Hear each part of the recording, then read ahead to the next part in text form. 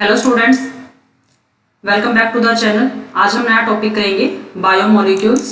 Biomolecules में अलग अलग बायोमोलिक्यूल्स होते हैं जैसे carbohydrate, lipids, protein, nucleic acid.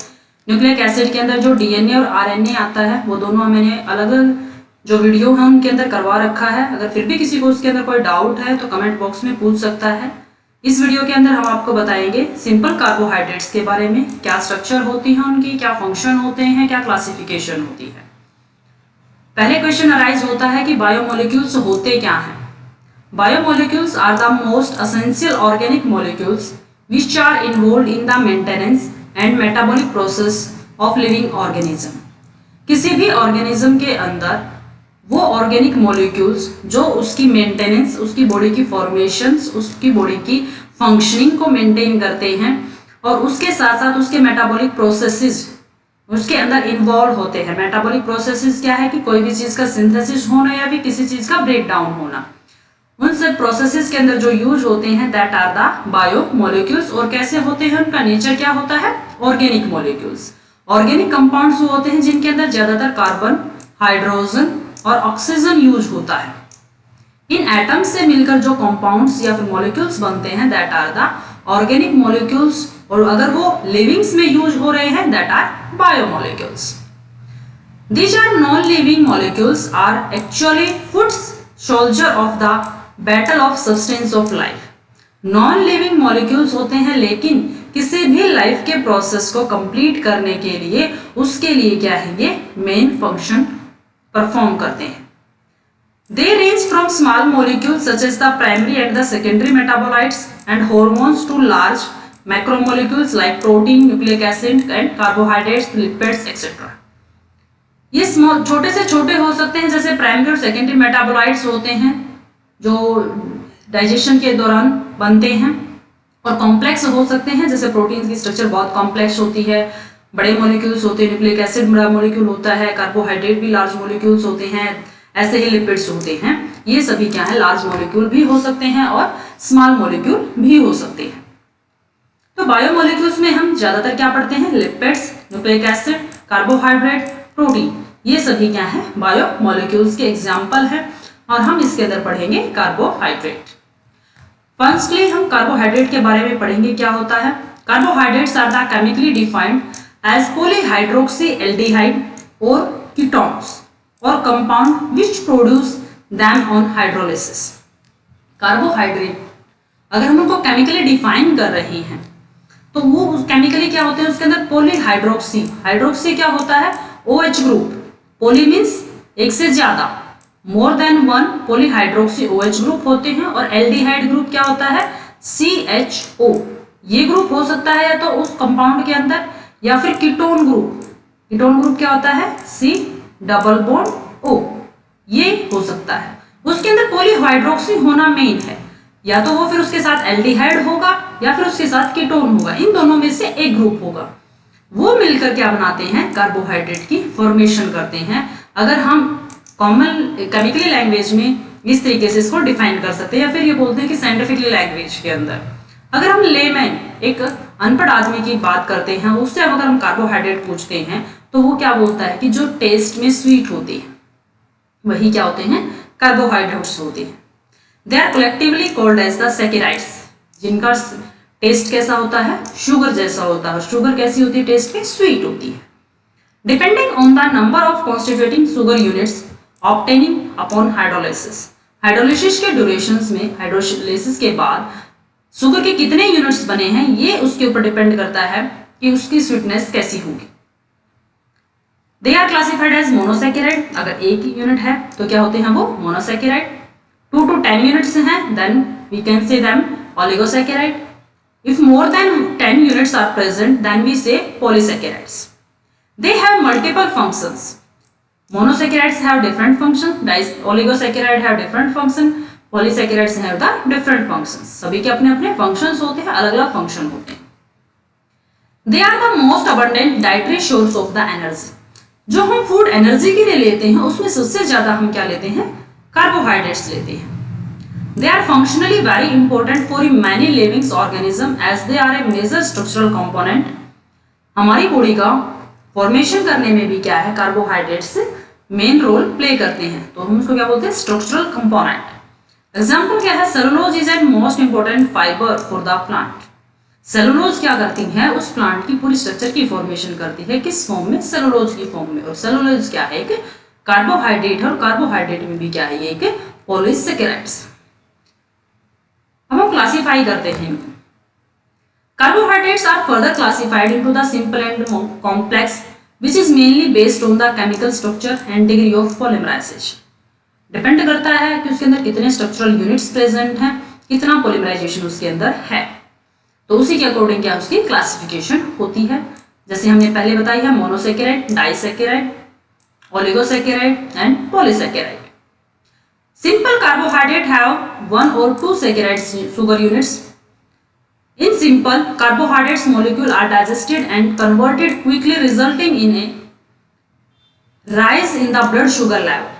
Carbohydrates जब डाइजेस्ट किए जाते हैं बॉडी के अंदर, तो उसी के बाद क्या है, हमारे ब्लड का शुगर लेवल बढ़ जाता है, क्योंकि हमारी बॉडी के अंदर क्या जाते हैं, कार्बोहाइड्रेट्स मोनोसेकेराइड्स की फॉर्म में आते हैं, और ब्लड के अंदर क्या है, वो शुगर के लेवल को इंक्रीज करते हैं। They are abundantly found in the milk product, beer, fruits, refined sugars, candies, इन सब के अंदर क्या है, कार्बोहाइड्रेट्स प्रेजेंट होते हैं। These carbohydrates are called the empty calories and they do not possess fibers, vitamins and minerals. इनके अंदर ये सब चीजें नहीं होते हैं, वो सिर्फ क्या करते हैं, एनर्जी देते हैं। Plants being producer synthesize glucose, जो हम फोटोसिंथेसिस में बताते हैं ना, CO2 plus H2O in the presence of sunlight they form the glucose C6H12O6। तो प्लांट ये सिंथेसाइज करते हैं, ये भी क्या है, कार्बोहाइड्रेट है।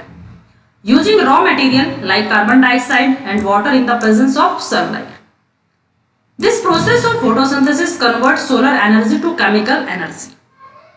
Consumer feed the plant and harvest energy stored in the bond of the compound synthesized by the plants। तो प्लांट्स क्या करते हैं, इसमें एनर्जी से यूज करते हैं, इसको बाद में क्या करते हैं, वो डिग्रेड करते हैं एनिमल्स यूज करके, और तब उन्हें क्या, उनकी बॉडी को एनर्जी मिलती है। First one is the monosaccharide. अगर हम क्लासिफाइड करके इनको पढ़ते हैं तो पहले हम क्या पढ़ेंगे, monosaccharides. Mono means 1, saccharides means sugar unit. जब एक शुगर की यूनिट होती है तो अब हम उसको बोलते हैं monosaccharides. Glucose is an example of the carbohydrate monomer of the monosaccharides. Glucose इसका एक एग्जांपल है मोनोसेकेराइड्स यूनिट्स का, कि उसके अंदर एक ही शुगर की यूनिट होती है। सिंपल अगर हम शुगर की बात करते हैं, that one is the glucose. Another example क्या क्या है, वो fructose, lactose, mannose and galactose. That one is the galactose. एक होती है लैक्टोज, उसके अंदर ग्लूकोज की 2 यूनिट्स होती हैं, जो मिल्क शुगर होती है। मोनोसेकेराइड्स में be further classified depending on the number of carbon atom. Carbon atom depend करते हैं कि कितने हैं, उसके अकॉर्डिंग भी हम मोनोसेकेराइड्स को अलग अलग यूनिट्स में डिवाइड कर सकते हैं। ट्रायोस, ट्राई मीन्स 3, कार्बन जहां 3 हैं। टेट्राओस जहां कार्बन 4 हैं। पेंटोज जहां 5 हैं। हेप्टोज जहां पर 6 हैं। हेप्टोज जहां पर कार्बन नंबर 7 है। तो हम इनको क्या बोलते हैं, मोनोसेकेराइड्स। ये डिपेंड करता है कि उसके अंदर कितने नंबर ऑफ कार्बन एटम है, उसके according triose, tetrose, pentose, hexose and the heptose. Simple sugar की अगर हम बात करते हैं, that one is the glucose. Carbon 6, 1, 2, 3, 4, 5 and 6। ये है OH यूनिट, जिसको हमने बोला था hydroxyl unit, polyhydroxy.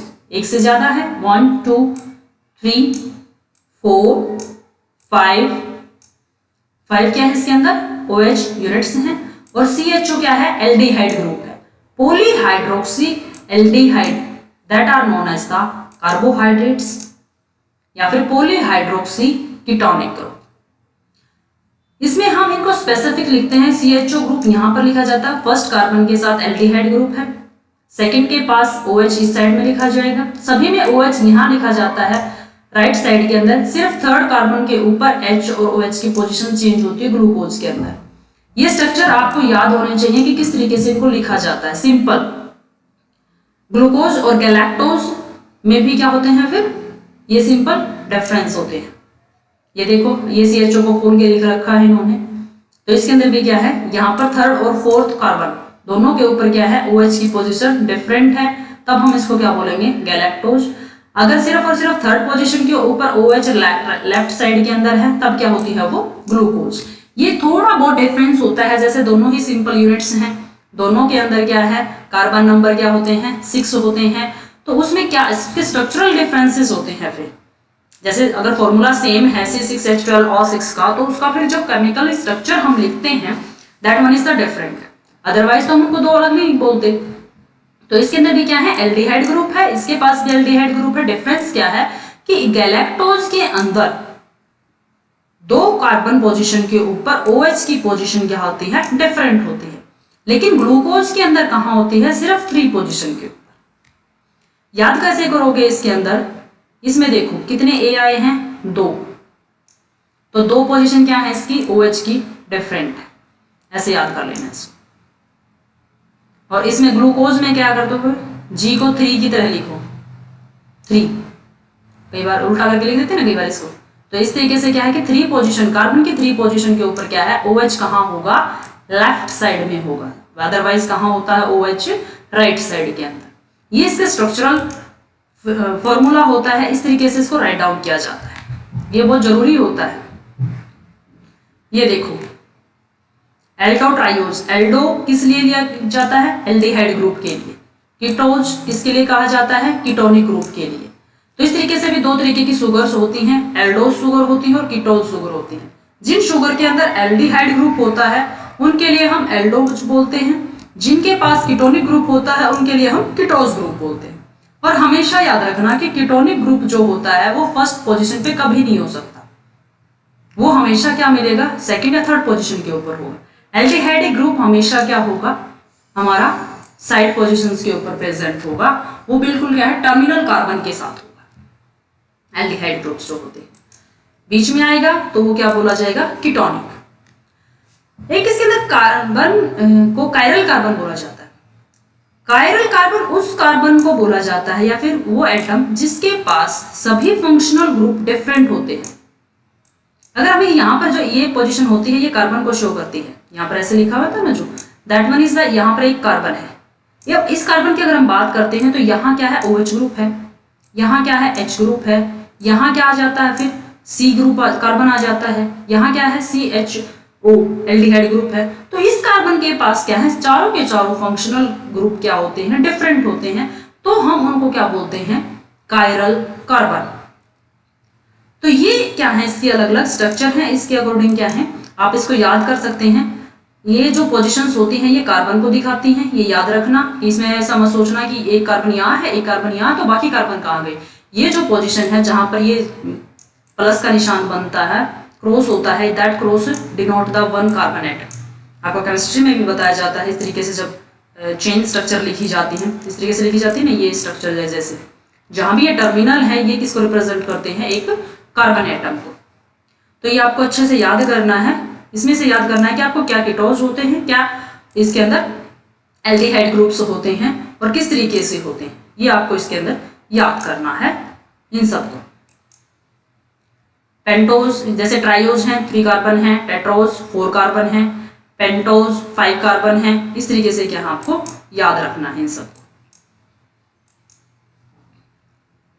Next one is the disaccharide. Di means 2, जो सैकेराइड्स, शुगर की कितनी यूनिट जुड़ी यहाँ पर, 2 monosaccharides combine to form the disaccharide. जब 2 मोनोसैकेराइड्स जुड़ेंगे तब क्या बनेगा, एक डाइसैकेराइड्स। जैसे सुक्रोज है, लैक्टोज है, माल्टोज है। जैसे लैक्टोज में क्या होते हैं, एक ग्लूकोज और एक गैलेक्टोज। ग्लूकोज और गैलेक्टोज दोनों के स्ट्रक्चर मैंने आपको करवा रखी है, वो ओपन स्ट्रक्चर थे, ये रिंग स्ट्रक्चर है, ये आपको बता दी जाएंगी नेक्स्ट स्लाइड्स के अंदर। वो ओपन स्ट्रक्चर थी, इस तरीके से जब लिखा जाता है that one is the open structure. अगर इस तरीके से लिखते हैं उनको हम तो बोलते हैं वो रिंग स्ट्रक्चर। यहाँ पर इस पोजीशन के ऊपर ऑक्सीजन होता है, 1 कार्बन, 2 कार्बन, 3, 4, 5 और 6, ये 6 कार्बन इस तरीके से कंप्लीट होते हैं। यहाँ पर जो C ग्रुप होता है, कार्बन जो होता है, इसके पास यहाँ पर क्या होता है, H होता है, और ये जो कार्बन होता है यहाँ पर इसके पास क्या होता है, OH होता है। तो सॉरी इसके पास भी OH होता है, यहाँ इसके पास भी 2 OH होते हैं। तो एक H2O का मॉलिक्यूल क्या यहाँ से निकल जाता है और एक ऑक्सीजन को यहाँ पर क्या है वो छोड़ देता है। जैसे क्या हुआ, एक OH यहाँ था और एक OH इसके फंक्शनल ग्रुप के साथ था और एक वाटर का मॉलिक्यूल निकलेगा तो क्या होगा, एक साइड के तो दोनों जाएंगे और एक साइड का एक O रिमेनिंग रह जाएगा, H2O तो हो गया। तो ये जो O रहता है ये यहाँ पर इस तरीके से रिप्रेजेंट करता है, ये बॉन्डिंग होती है, that is the glycosidic bond, जो इसके अंदर बॉन्ड फॉर्मेशन होती है। और किस किस के बीच हुई है, कार्बन 1 और कार्बन 4। बीटा पोजीशन है कि OH की पोजीशन कहाँ थी, इसके ऊपर डिपेंड करता है कि अल्फा होगा या बीटा होगा। तो आपको इसमें याद करना है कि लैक्टोज, ये सभी बातें जो इसके अंदर बताई जा रही हैं वो आपके कॉन्सेप्ट क्लियरिंग है। जो याद करना वो मैं आपको अच्छे से बता रही हूँ कि लैक्टोज की कितनी यूनिट है, 2 यूनिट है। First one is glucose, second one is the galactose. Bonding क्या है, 1,4 की बॉन्डिंग है, ऐसे लिखा जाता है 1,4 ग्लाइकोसिडिक बॉन्ड। अल्फा और बीटा अगर पूछा जाएगा तो मैं आपको अगली जो स्लाइड्स हैं उसके अंदर बता दूंगी। ऐसे ही सुक्रोज है, सुक्रोज के अंदर क्या है, ग्लूकोज और फ्रुक्टोज। ग्लूकोज और फ्रुक्टोज में क्या आता है, फिर ग्लूकोज का फर्स्ट कार्बन और फ्रुक्टोज का 5th कार्बन। यहाँ क्या बॉन्डिंग हुई, 1 और 5, ये बॉन्डिंग इसके अंदर फॉर्मेशन होती है। और ये 1 और 5 इसको रिप्रेजेंट करते हैं कार्बन एटम को, 1 पोजीशन का कार्बन और 5 पोजीशन का कार्बन के आपस में बॉन्डिंग फॉर्मेशन कर रहा है। अब इसके स्ट्रक्चर और देखो, इसके स्ट्रक्चर में और इस स्ट्रक्चर में डिफरेंस है। यहां पर कितने एटम बनते हैं, 5 कार्बन है और एक क्या है, ऑक्सीजन है, 6 एटम। तो इसको बोलते हैं हम pyranose structure, pyranose, PYRANOS, pyranose structure. और यहां पर जो फ्रुक्टोज है इसके अंदर कितने होते हैं, 1, 2, 3, 4 एंड 5। यहां पर 5 ही एटम आते हैं, 4 कार्बन के और 1 ऑक्सीजन के। इसको बोलते हैं हम फ्यूरानोज स्ट्रक्चर। ये स्ट्रक्चर भी आपको याद रखनी है, what is pyranose and what is furanose. याद करने का आसान सा तरीका है कि फ्यूरानोज, F मीन्स 5, यहाँ पर 5 जब आते हैं 5 एटम तो वो क्या होती है, फ्यूरानोज स्ट्रक्चर होती हैं। और F से ही क्या बनता है, फ्रुक्टोज, और वो फ्रुक्टोज शो करता है। अदरवाइज मोस्ट ऑफ केसेस के अंदर क्या होती है, पायरानोज स्ट्रक्चर की फॉर्मेशन होती है। तो आपको ये याद रखना है। इस तरीके से ये स्ट्रक्चर्स के भी क्या डिफरेंसेस होते हैं, छोटी छोटी बातें हैं जो आपके रिप्रेजेंटेशंस में क्या है आपको बताई जा रही है। Next one is the oligosaccharides. अब 2 to 9, वहां पर सिर्फ और सिर्फ 2 मॉलिक्यूल्स थे, अब यहाँ क्या है, 2 से ज्यादा आगे, मोर देन 2, और लिमिटेशन कहां तक, 9 तक, 9 और 10। अगर वो इतनी जुड़ती हैं, कंडेंसेशन क्या होता है, that one is the condensation. क्या होता है, यहाँ पर जब एक वाटर का मॉलिक्यूल निकलता है, 2 यूनिट्स के आपस में फॉर्मेशन जुड़ने से, 2 यूनिट्स आपस में जुड़े, एक वाटर का मॉलिक्यूल यहाँ से रिमूव हुआ, that process is known as the condensation. कि दोनों क्या हुए, कंडेंस हो गए, एक दूसरे के साथ जुड़ गए। इस प्रोसेस के बाद जब एक से ज्यादा यूनिट्स आपस में जुड़ती हैं, लिमिटेशंस के अकॉर्डिंग कितना, 2 to 9, तब हम उनको क्या बोलते हैं, oligosaccharides. Carbohydrates formed by the condensation of 2 to 9 monomers are called the oligosaccharides. By this convention, triose, pentose, hexose are the oligosaccharides.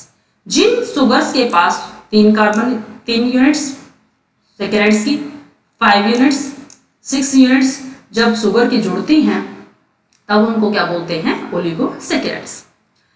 इसके बाद क्या आता है, पॉलीसैकेराइड्स। मोर देन 10 जब यूनिट्स मोनोमर यूनिट्स जुड़ेंगी तब हम उनको क्या बोलते हैं, polysaccharides. More than 10, poly means क्या होता है, more. Complex carbohydrates have 2 or more sugar molecules, hence they are referred as the starchy foods। तो उसके अंदर क्या होता है, कार्बोहाइड्रेट्स जब ज्यादा हो जाते हैं तो हम उन फूड को क्या बोलते हैं, starchy foods. In complex carbohydrates molecule are digested and converted slowly compared to the simple carbohydrates। Complex जो भी मॉलिक्यूल्स होते हैं वो सिंपल से क्या है, लंबे टाइम के बाद क्या है, कन्वर्ट होते हैं सिंपल के अंदर। डाइजेशन क्या होता है उनका, थोड़ा कॉम्प्लेक्स होता है क्योंकि वो मॉलिक्यूल ही कॉम्प्लेक्स होते हैं। They are abundantly found in the lentils, beans, peanuts, potatoes, peas, corn, whole grain breads, cereals. इन सब के अंदर क्या मिलता है हमें, कार्बोहाइड्रेट्स, कौन से, पॉलीसैकेराइड्स टाइप्स के।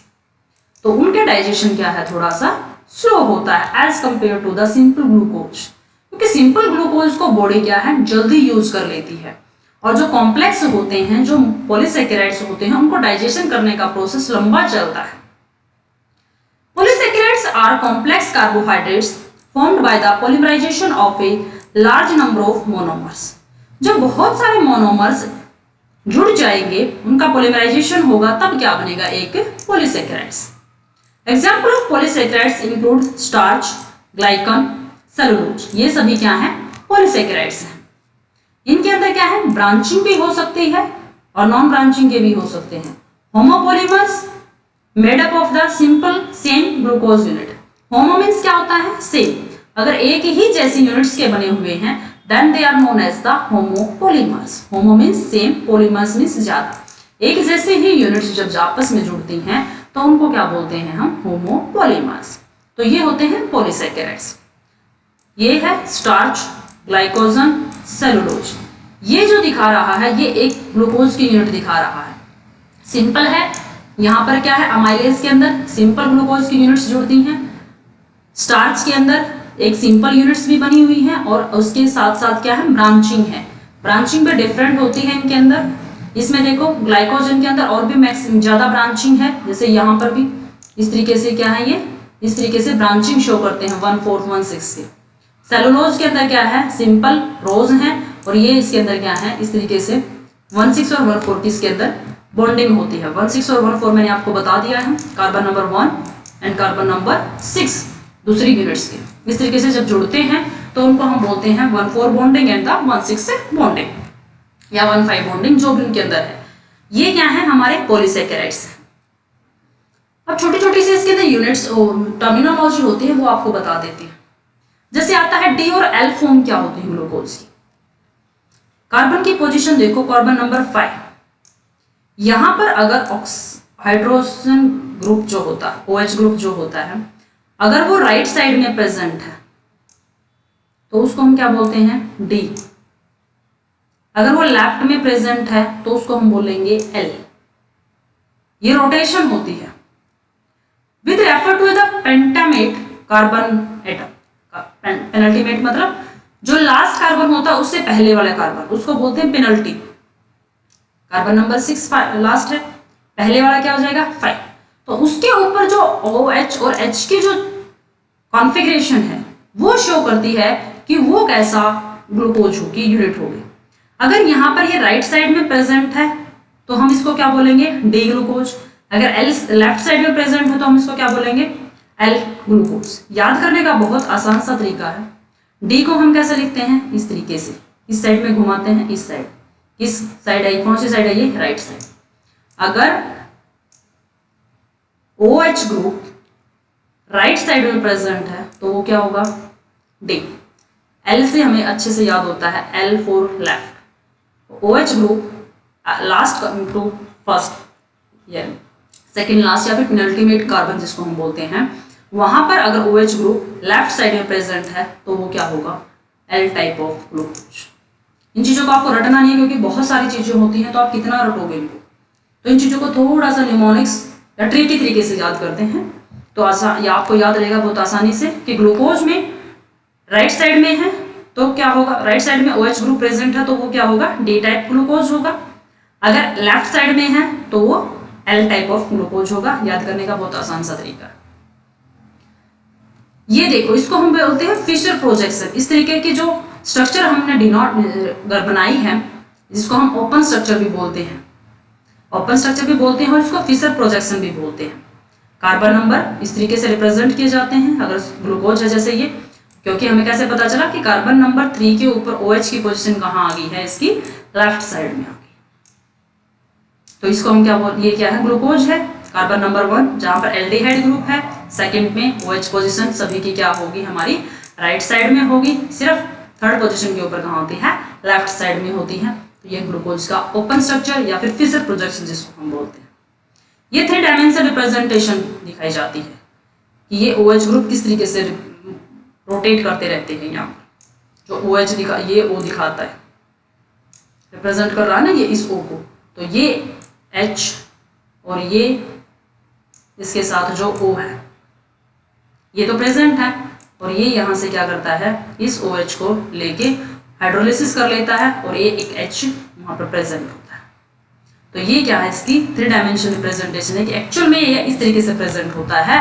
हम अपनी इसके लिए सुविधा के लिए इसको इस तरीके से रिप्रेजेंट करते हैं। तो देखो थर्ड पोजीशन पे डिफरेंट है ना, नीचे क्या आता है H और ऊपर क्या आता है OH, क्योंकि हमारे जो राइट साइड के हैं वो सभी क्या लिखे जा रहे हैं, नीचे लिखे जाते हैं, और लेफ्ट साइड वाले क्या होते हैं, ऊपर लिखे जाते हैं। यहाँ पर अगर लिखा हुआ नहीं है तो ऑटोमेटिक यहाँ पर H होता है, क्योंकि कार्बन की वैलेंसी हमें 4 कंप्लीट करनी होती है। तो एक बॉन्ड ये, एक बॉन्ड OH के साथ, एक ये और एक हाइड्रोजन के साथ। इसको OH को बहुत बार रिप्रेजेंट नहीं किया जाता, लेकिन फिर भी वो क्या वहाँ पर प्रेजेंट होता है, क्योंकि कार्बन की वैलेंसी कंप्लीट करने के लिए हमें H को ऑटोमेटिक ही वहाँ पर लगाना पड़ता है।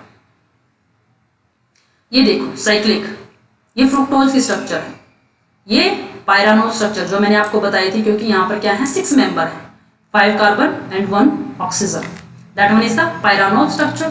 फ्रुक्टोज के अंदर क्या होते हैं, 5 कार्बन मेंबर रिंग है, जिसको हम बोलते हैं फ्यूरानोज स्ट्रक्चर। याद करने का तरीका मैंने आपको बता दिया था। इसमें देखो OH ग्रुप यहाँ प्रेजेंट है, अगर लोअर साइड में प्रेजेंट है दैट मीन्स ये क्या है, अल्फा है। अगर OH ग्रुप ऊपर प्रेजेंट है दैट मीन्स ये क्या है, बीटा है।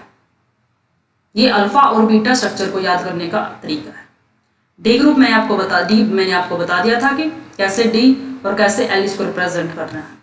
5th पोजीशन के ऊपर OH जिस साइड में प्रेजेंट होगा, लेफ्ट साइड में है तो दैट इज एल, अगर राइट साइड में दैट इज डी। तो ये स्ट्रक्चर क्या होती हैं, इसकी प्रेजेंट होती हैं। डी और एल का मतलब होता है डेक्स्ट्रो रोटेटरी और लीवो रोटेटरी। रोटेशन होती है इनके अंदर, अगर वो लेफ्ट साइड में रोटेट करता है ये ग्रुप तो वो क्या होता है, लीवो रोटेटरी। अगर वो राइट साइड में रोटेट करता है that is the dextrorotatory, तो उसको हम डी और एल से रिप्रेजेंट करते हैं। तो अल्फा और बीटा आपको पता होगा कि कार्बन नंबर 1 के साथ जो OH की बॉन्डिंग है उसकी रोटेशन कहाँ पर है, उसकी पोजीशन जहाँ पर है, अगर वो नीचे प्रेजेंट है that one is the D, क्योंकि राइट साइड वाले सभी के सभी क्या है, नीचे लिखे जाते हैं। राइट साइड में क्या होता है, डी, लेफ्ट अल्फा रिप्रेजेंट करते हैं, तो वो क्या है इसके अंदर प्रेजेंट होते हैं। आपको अच्छे से याद करना, अल्फा क्या होता है, बीटा क्या होता है। याद कर सकते हो आप, बीटा में क्या थोड़ा सा ऊंचाई है, ऊंचाई मतलब ऊपर है, ऊपर कहाँ होगा, इस। इन चीजों को आप थोड़ा सा निमोनिक्स के साथ याद करोगे तो ये चीजें आपके साथ हैवी नहीं होगी कि कितना याद करें, क्योंकि हमारी जो बायो है उसके अंदर थ्योरी पोर्शन ज्यादा होता है, उनको हम चीजों को याद करना होता है, तो उसमें याद करने के ये ट्रिक्स है। ये देखो D fructose L fructose, position देखो, पेनल्टीमेट कार्बन क्या है हमारा 5, 6 थे ना, पेनल्टीमेट मतलब उससे लास्ट वन से पहले वाला।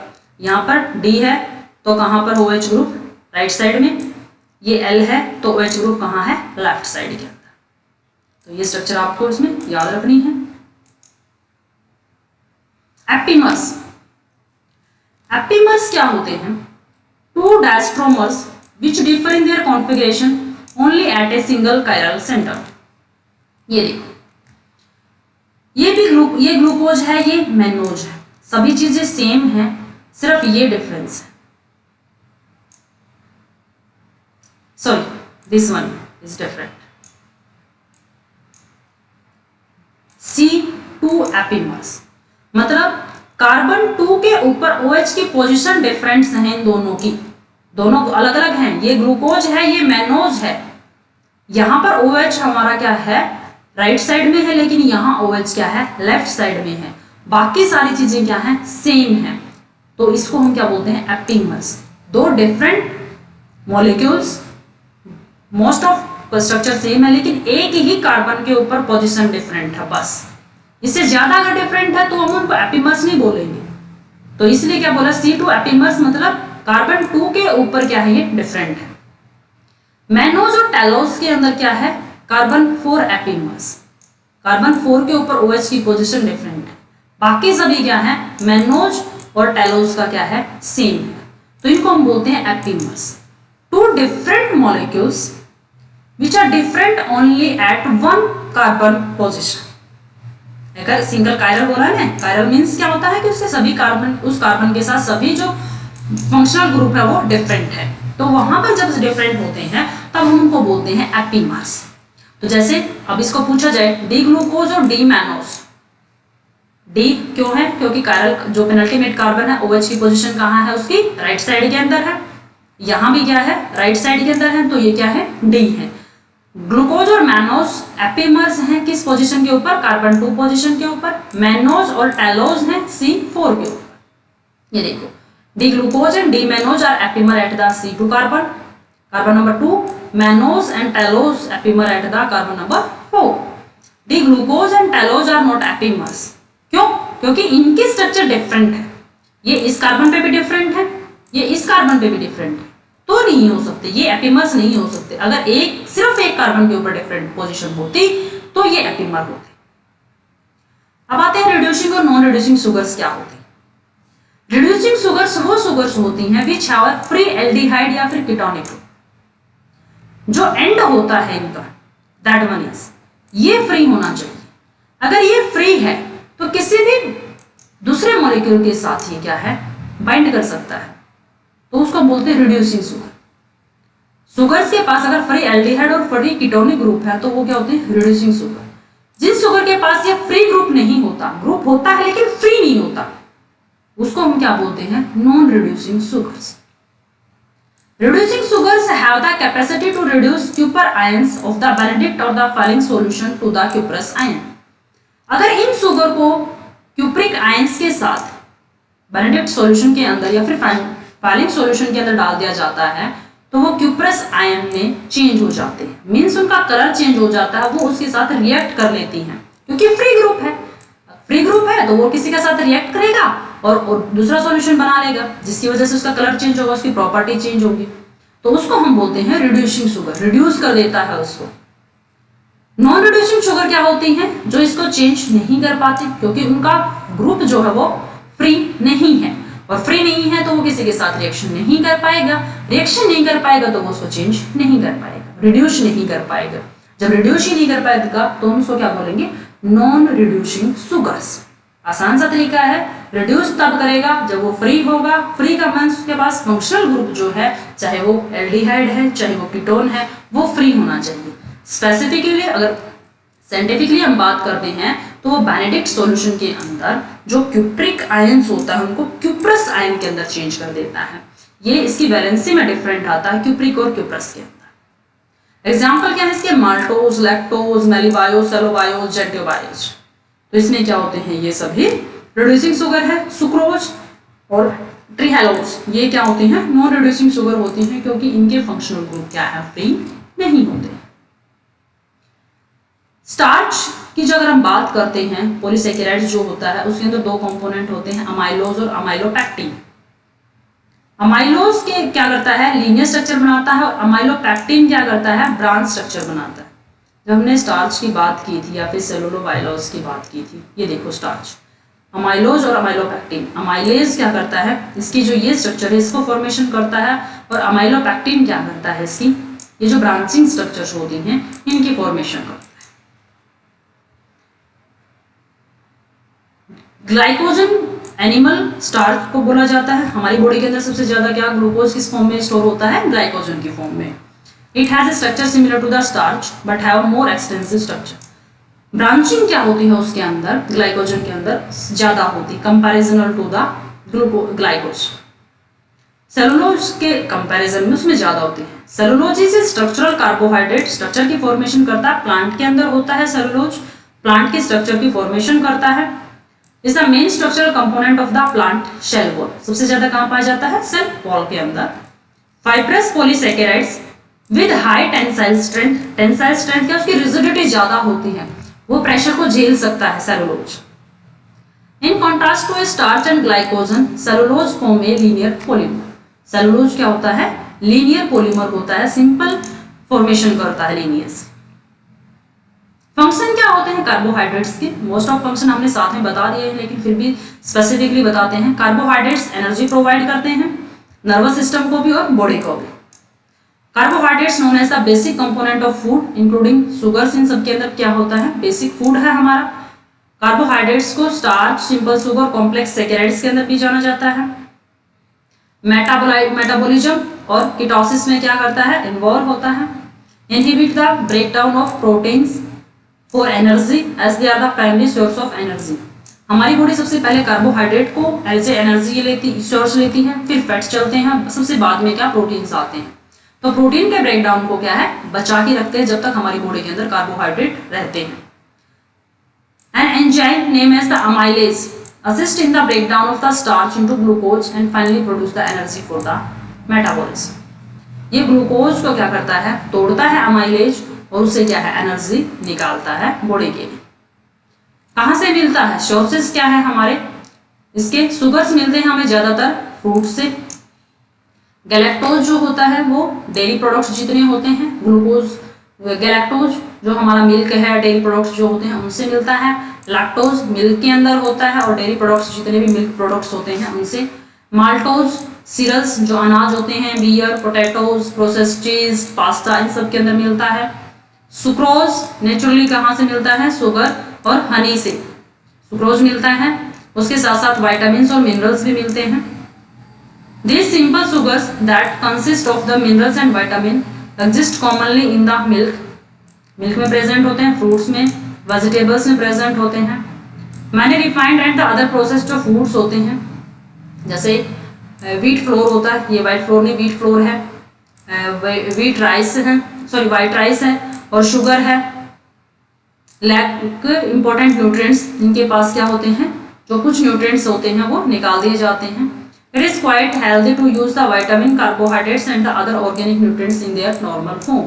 हमें चीज़ों को क्या उनके नेचुरली फॉर्म में ही लेना चाहिए, उससे क्या हमारे जो बॉडी की जो डिमांडिंग है प्रोटीन्स की, हमारे मिनरल्स की, न्यूट्रिएंट्स की, वो सभी क्या है कंप्लीट हो जाती है।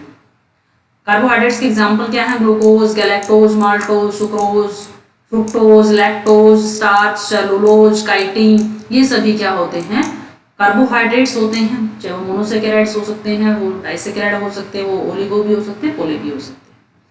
थैंक यू स्टूडेंट्स, जिसने अभी तक चैनल को सब्सक्राइब नहीं किया वो चैनल सब्सक्राइब कर लें। किसी को कोई डाउट है तो वो कमेंट बॉक्स में बता सकता है।